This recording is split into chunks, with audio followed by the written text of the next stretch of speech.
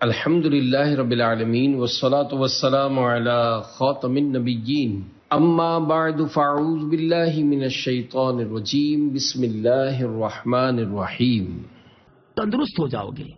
شهر رمضان الذي أنزل فيه القرآن هدى للناس وبينات من الهدى والفرقان فمن شهد منكم الشهر فليصمه ومن كان مريضا أو على سفر فعدة من أيام أخر يريد الله بكم اليسر ولا يريد بكم العسر ولتكملوا العدة ولتكبروا الله على ما هداكم وَلِتُكَبِّرُوا اللَّهَ عَلَى مَا هَدَاكُمْ وَلَعَلَّكُمْ تَشْكُرُونَ۔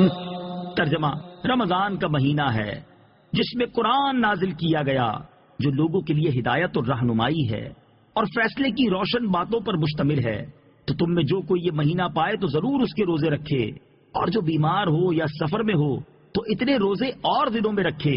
اللہ تم پر آسانی چاہتا ہے اور تم پر دشواری نہیں چاہتا، اور یہ آسانیاں اس لیے ہیں تاکہ تم روزوں کی تعداد پوری کر لو، اور تاکہ تم اس بات پر اللہ کی بڑائی بیان کرو کہ اس نے تمہیں ہدایت دی، اور تاکہ تم شکر گزار بن جاؤ۔ شہر رمضان، رمضان کا مہینہ تفسیر صراط الجنان میں ہے۔ اس آیت میں ماہ رمضان کی عظمت و فضیلت کا بیان ہے، اور اس کی دو اہم ترین فضیلتیں ہیں۔ پہلی یہ کہ اس مہینے میں قرآن اترا، اور دوسری یہ کہ روزوں کے لیے اس مہینے کا انتخاب ہوا۔ اس مہینے میں قرآن اترنے کے یہ معنی ہیں۔ نمبر 1، رمضان وہ ہے جس کی شان و شرافت کے بارے میں قرآن پاک نازل ہوا۔ نمبر 2، قرآن کریم کے نازل ہونے کی ابتدا رمضان میں ہوئی۔ نمبر 3، مکمل قرآن کریم رمضان المبارک کی شب قدر میں لوح محفوظ سے آسمان دنیا کی طرف اتارا گیا اور بیت العزت میں رہا۔ یہ اسی آسمان پر ایک مقام ہے، یہاں سے وقتاً فوقتاً حکمت کے مطابق جتنا جتنا اللہ تعالیٰ کو منظور ہوا جبریل امین لاتے رہے، اور یہ نزول 23 سال کے عرصے میں پورا ہوا۔ عظمت والی چیز سے نسبت کی برکت۔ رمضان وہ واحد مہینہ ہے جس کا نام قرآن پاک میں آیا، اور قرآن مجید سے نسبت کی وجہ سے اس ماہ رمضان کو عظمت و شرافت ملی۔ اس سے معلوم ہوا کہ جس وقت کو کسی شرف و عظمت والی چیز سے نسبت ہو جائے وہ قیامت تک شرف والا ہے۔ اس لیے جس دن اور گھڑی کو حضور پرنور صلی اللہ تعالی علیہ وسلم کی ولادت اور معراج سے نسبت ہے وہ عظمت و شرافت والے ہو گئے۔ جیسے حضرت آدم علیہ السلام کی روز جمعہ پیدائش پر جمعے کا دن عظمت والا ہو گیا۔ حضرت یحییٰ علیہ السلام کی پیدائش، وصال اور زندہ اٹھائے جانے کے دن پر قرآن میں سلام فرمایا گیا۔ اسی طرح حضرت عیسیٰ علیہ السلام کا اپنی پیدائش، وصال اور زندہ اٹھائے جانے کے دن پر سلام فرمانا قرآن میں مذکور ہے۔ والفرقان، اور حق و باطل میں فرق کرنے والا۔ تفسیر صراط الجنان میں ہے۔ زیر تفسیر آیت میں قرآن مجید کی 3 شانیں بیان ہوئیں۔ نمبر 1، قرآن ہدایت ہے۔ نمبر 2، روشن نشانیوں پر مشتمل ہے۔ اور نمبر 3، حق و باطل میں فرق کرنے والا ہے۔ قرآن شریف کے 23 نام ہیں، اور یہاں قرآن مجید کا دوسرا مشہور نام فرقان ذکر کیا گیا ہے۔ یرید اللہ بکم اليسر، اللہ تم پر آسانی چاہتا ہے۔ تفسیر صراط الجنان میں ہے۔ اللہ تعالیٰ نے اپنی عبادت ہم پر فرض فرمائی، لیکن اپنی رحمت سے ہم پر تنگی نہیں کی، بلکہ آسانی فرماتے ہوئے متبادل بھی عطا فرما دیے۔ روزہ فرض کیا، لیکن رکھنے کی طاقت نہ ہو تو بعد میں رکھنے کی اجازت دے دی۔ بعض صورتوں میں فدیے کی اجازت دے دی۔ کھڑے ہو کر نماز پڑھنے کی طاقت نہ ہو تو بیٹھ کر ورنہ لیٹ کر اشارے سے پڑھنے کی اجازت دے دی۔ 1 مہینے روزے کا حکم فرمایا تو 11 مہینے دن میں کھانے کی اجازت دے دی، اور رمضان میں بھی راتوں کو کھانے کی اجازت دی، بلکہ سحری اور افطاری کے کھانے پر ثواب کا وعدہ فرمایا۔ گنتی کے چند جانوروں کا گوشت حرام قرار دیا تو ہزاروں جانوروں پرندوں کا گوشت حلال فرما دیا۔ کاروبار کے چند ایک طریقوں سے منع کیا تو ہزاروں طریقوں کی اجازت بھی عطا فرما دی۔ مرد کو ریشمی کپڑے سے منع کیا تو 20 قسم کے کپڑے پہننے کی اجازت دے دی۔ الغرض یوں غور کریں تو آیت کا معنی روز روشن کی طرح ظاہر ہو جاتا ہے کہ اللہ تعالی ہم پر آسانی چاہتا ہے اور وہ ہم پر تنگی نہیں چاہتا۔ وَلِتُكْمِلُوا الْعِدَّةَ، اور تاکہ تم گنتی پوری کرو۔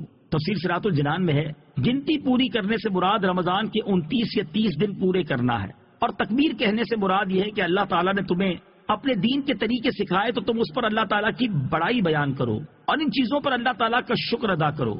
وَإِذَا سَأَلَكَ عِبَادِي عَنِّي فَإِنِّي قَرِيبٌ أُجِيبُ دَعْوَةَ الدَّاعِ إِذَا دَعَانِ فَلْيَسْتَجِيبُوا لِي وَلْيُؤْمِنُوا بِي لَعَلَّهُمْ يَرْشُدُونَ۔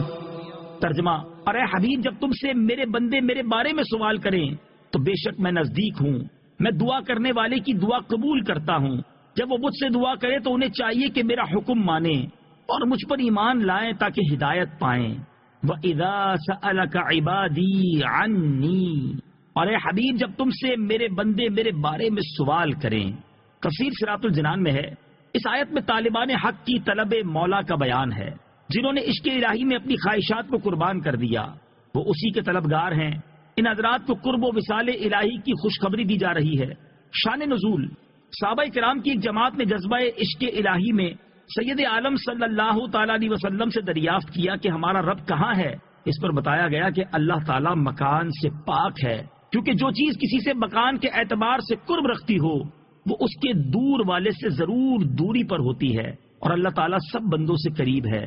قرب الہی کی منازل تک رسائی بندے کو اپنی غفلت دور کرنے سے میسر آتی ہے۔ اجیب دعوت الداعی اذا دعانی، میں دعا کرنے والے کی دعا قبول کرتا ہوں جب وہ مجھ سے دعا کرے۔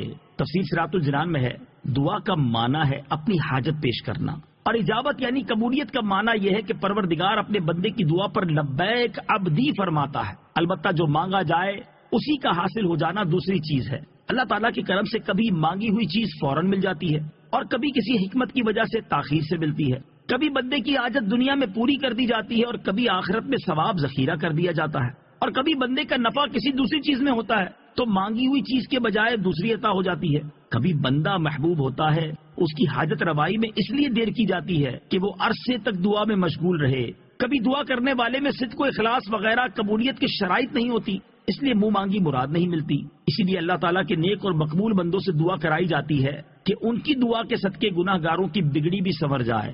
دعا کے بارے میں تفصیل جاننے کے لیے فیضان دعا کتاب کا مطالعہ فرمائیں۔ أحل لكم ليلة الصيام الرفث إلى نسائكم هن لباس لكم وأنتم لباس لهن علم الله أنكم كنتم تختانون أنفسكم فتاب عليكم وعفى عنكم فالآن باشروهن وابتغوا ما كتب الله لكم وكلوا واشربوا حتى يتبين لكم الخيط الأبيض من الخيط الأسود من الفجر ثم أتموا الصيام إلى الليل ولا تباشروهن وأنتم عاكفون في المساجد تلك حدود الله فلا تقربوها كذلك يبين الله آياته للناس لعلهم يتقون۔ ترجمہ، تمہارے لیے روزوں کی راتوں میں اپنی عورتوں کے پاس جانا حلال کر دیا گیا، وہ تمہارے لیے لباس ہے اور تم ان کے لیے لباس ہو۔ اللہ کو معلوم ہے کہ تم اپنی جانوں کو خیانت میں ڈالتے تھے تو اس نے تمہاری توبہ قبول کی اور تمہیں معاف فرما دیا، تو اب ان سے ہم بستری کر لو، اور جو اللہ نے تمہارے نصیب میں لکھا ہوا ہے اسے طلب کرو اور کھاؤ اور پیو یہاں تک کہ تمہارے لیے فجر سے سفیدی یعنی صبح کا ڈورا، سیاہی یعنی رات کے ڈورے سے ممتاز ہو جائے۔ پھر رات آنے تک روزوں کو پورا کرو اور عورتوں سے ہم بستری نہ کرو جبکہ تم مسجدوں میں اعتکاف سے ہو، یہ اللہ کی حدیں ہیں تو ان کے پاس نہ جاؤ۔ اللہ یوں ہی لوگوں کے لیے اپنی آیات کھول کر بیان فرماتا ہے تاکہ وہ پرہیزگار ہو جائیں۔ احل لکم، تمہارے لیے حلال کر دیا گیا۔ تفسیر صراط الجنان میں ہے، شان نزول، شروع اسلام میں افطار کے بعد کھانا پینا، جماع کرنا نماز عشاء تک حلال تھا۔ نماز عشاء کا وقت شروع ہونے کے بعد یہ سب چیزیں بھی حرام ہو جاتی تھی، یوں ہی سونے کے بعد بھی یہ چیزیں حرام ہو جاتی تھی اگرچہ ابھی عشاء کا وقت شروع نہ ہوا ہو۔ بعض صحابہ کرام سے رمضان کی راتوں میں ہم بستری کا فعل سرزد ہوا، اس پر وہ حضرات نادم ہوئے اور بارگاہ رسالت میں صورتحال عرض کی تو آیت اتری اور فرما دیا گیا کہ آئندہ تمہارے لیے رمضان کی راتوں میں اپنی عورتوں کے پاس جانا حلال کر دیا گیا۔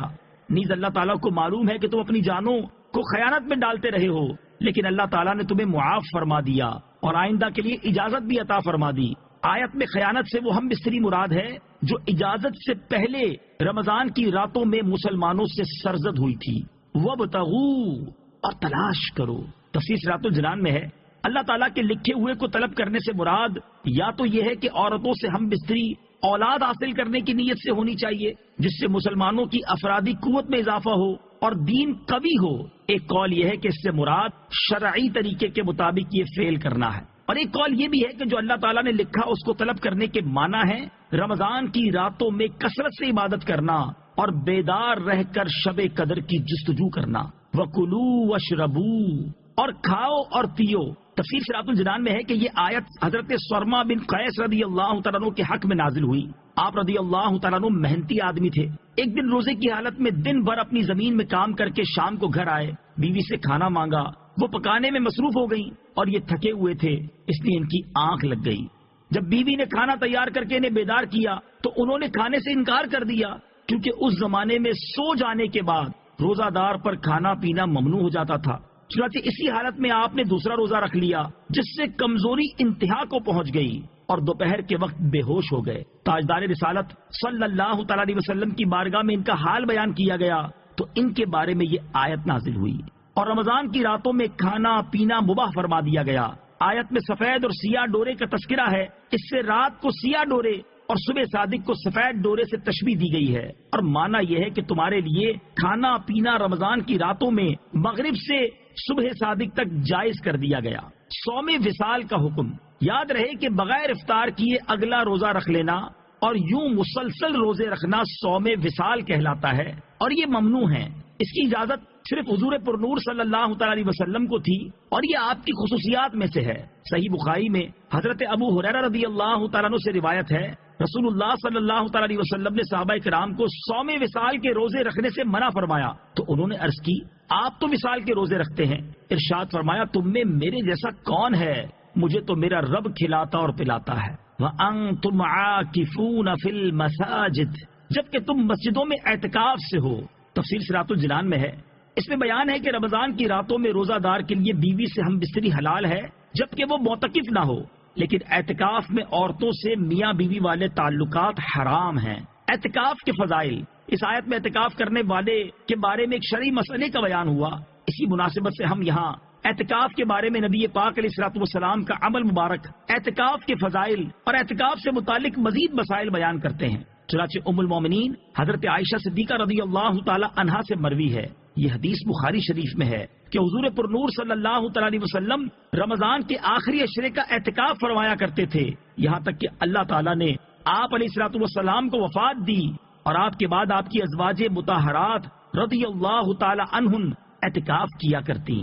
حضرت ابو سعید خدری رضی اللہ تعالی عنہ فرماتے ہیں، یہ حدیث پاک مسلم شریف میں ہے کہ حضور اقدس صلی اللہ تعالی علیہ وسلم نے رمضان المبارک کے پہلے عشرے میں اعتکاف کیا، پھر ایک ترکی خیمے میں رمضان کے درمیانی عشرے میں اعتکاف کیا جس کے دروازے پر چٹائی لگی ہوئی تھی۔ آپ نے اپنے ہاتھ سے وہ چٹائی ہٹائی اور خیمے کے ایک کونے میں کر دی، پھر خیمے سے سر باہر نکالا اور لوگوں سے فرمایا میں اس رات یعنی لیلۃ القدر کی تلاش میں پہلے عشرے کا اعتکاف کرتا تھا، پھر میں درمیانی عشرے میں اعتکاف بیٹھا، پھر میرے پاس کوئی فرشتہ آیا تو میری طرف وحی کی گئی کہ یہ آخری عشرے میں ہے، تم میں سے جس شخص کو پسند ہو وہ اعتکاف کرے۔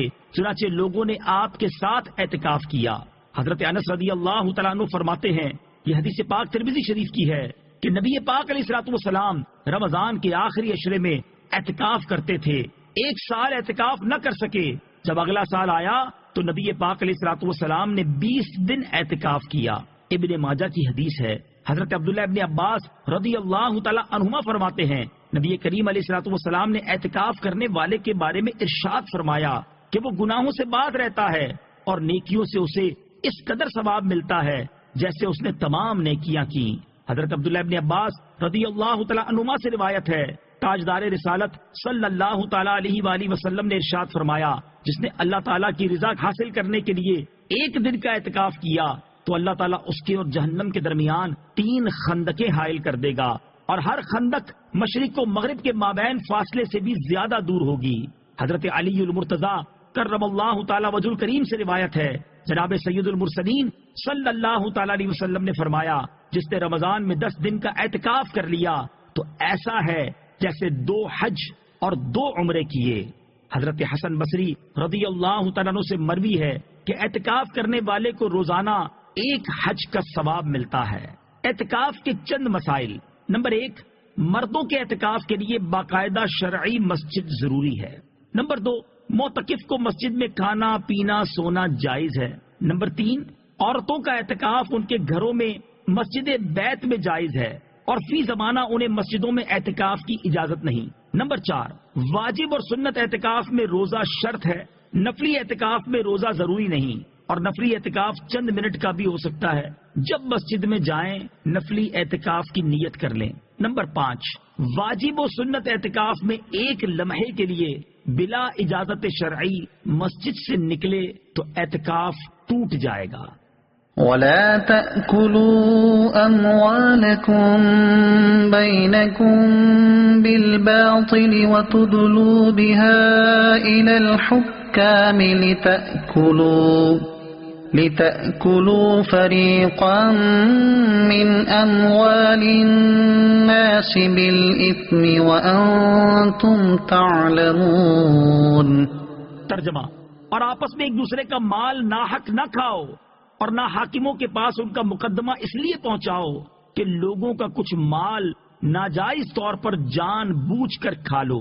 وَلَا تَأْكُلُوا أَمْوَالَكُمْ بَيْنَكُمْ بِالْبَاطِلِ، اور آپس میں ایک دوسرے کا مال ناحق نہ کھاؤ۔ تفسیر صراط الجنان میں ہے، اس آیت میں باطل طور پر کسی کا مال کھانا حرام فرمایا گیا، خواہ وہ لوٹ کر ہو یا چھین کر، چوری سے یا جوئے سے، یا حرام تماشوں یا حرام کاموں یا حرام چیزوں کے بدلے یا رشوت یا جھوٹی گواہی سے، یہ سب ممنوع و حرام ہے۔ مسئلہ، اس سے معلوم ہوا کہ ناجائز فائدے کے لیے کسی پر مقدمہ بنانا اور اس کو حکام تک لے جانا ناجائز و حرام ہے۔ اسی طرح اپنے فائدے کی غرض سے دوسرے کو ضرر پہنچانے کے لیے حکام پر اثر ڈالنا، رشوتیں دینا حرام ہے۔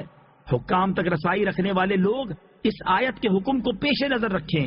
حضرت ابوبکر صدیق رضی اللہ تعالیٰ عنہ سے روایت ہے کہ نبی کریم صلی اللہ تعالی علیہ وآلہ وسلم نے ارشاد فرمایا، وہ شخص ملعون ہے جو اپنے مسلمان بھائی کو نقصان پہنچائے یا اس کے ساتھ دھوکہ کرے۔ یہ بھی معلوم ہوا کہ جھوٹی گواہی، جھوٹی وکالت، جھوٹے مقدمے کی پیروی و کوشش کی اجرتیں حرام ہیں۔ حرام کے بارے میں آگے تفصیل سے بیان آئے گا۔ يَسْأَلُونَكَ عَنِ الْأَهِلَّةِ قُلْ هِيَ مَوَاقِيتُ لِلنَّاسِ وَالْحَجِّ وَلَيْسَ الْبِرُّ بِأَن تَأْتُوا الْبُيُوتَ مِن ظُهُورِهَا وَلَكِنَّ الْبِرَّ مَنِ اتَّقَىٰ وَأْتُوا الْبُيُوتَ مِنْ أَبْوَابِهَا وَاتَّقُوا اللَّهَ لَعَلَّكُمْ تُفْلِحُونَ۔ ترجمہ، تم سے نئے چاند کے بارے میں سوال کرتے ہیں، تم فرما دو یہ لوگوں اور حج کے لیے وقت۔ صدق اللہ العظیم۔